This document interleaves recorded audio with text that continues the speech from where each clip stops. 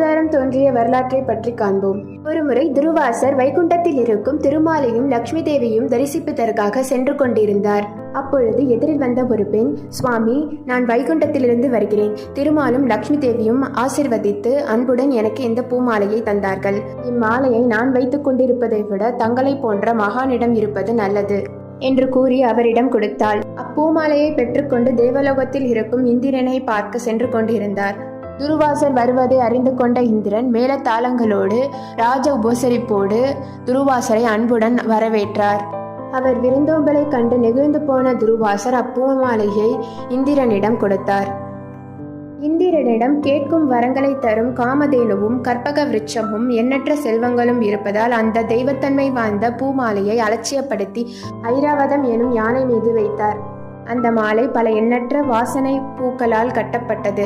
பூக்களில் உள்ள தேனை மொய்ப்பதற்காக வண்டுகள் சுற்றி வர யானை தலையை அசைக்க மாலை கீழே விழ யானை அதை தெரியாமல் மிதித்தது. அதை கண்ட துருவாசகருக்கு மிகுந்த கோபம் ஏற்பட்டது. உன்னிடம் இருக்கும் அனைத்து செல்வங்களும் இளமையும் இழந்து சாதாரண மனிதனைப் போல வாழ்வாய் என சாபம் விட்டார். இந்திரன் ஸ்ரீமன் நாராயணனை தரிசித்து நடந்தவை அனைத்தையும் கூறி வழி கேட்டார்.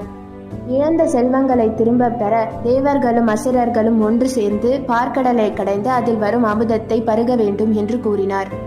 எம்பெருமானின் கட்டளையை ஏற்ற ஆதிசேஷன் மந்திரகிரி மலையை மத்தாக பார்க்கடலில் நிறுத்தினார். பிறகு வாசுகியின் உதவியோடு தலைப்பாகம் தேவர்களும் வால்பாகம் அசுரர்களும் கடையத் தொடங்கினார்கள். இந்த பொறாமை குணத்தால் விஷ்ணுவிடம் வேண்டி அசுரர்கள் தலைப்பாகத்தில் நின்றார்கள். சற்று நேரத்தில் வாசுகி வலி தாங்க முடியாமல் நச்சு புகையை அசுரர்கள் மீது கக்கினாள். வாசுகி கக்கிய நச்சு புகையால் தேவர்களும் அசுரர்களும் மயங்கத் தொடங்கினார்கள்.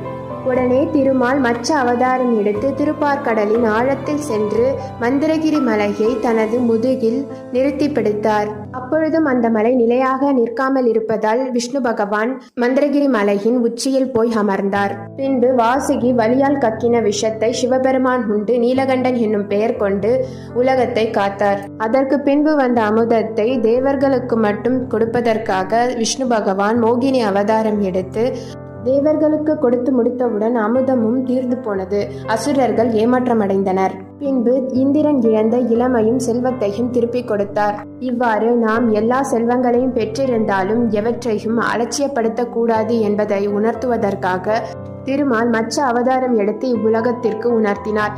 இந்த கதை உங்களுக்கு பிடிச்சிருந்தா சேனலை சப்ஸ்கிரைப் பண்ணிக்கோங்க, லைக் பண்ணிக்கோங்க.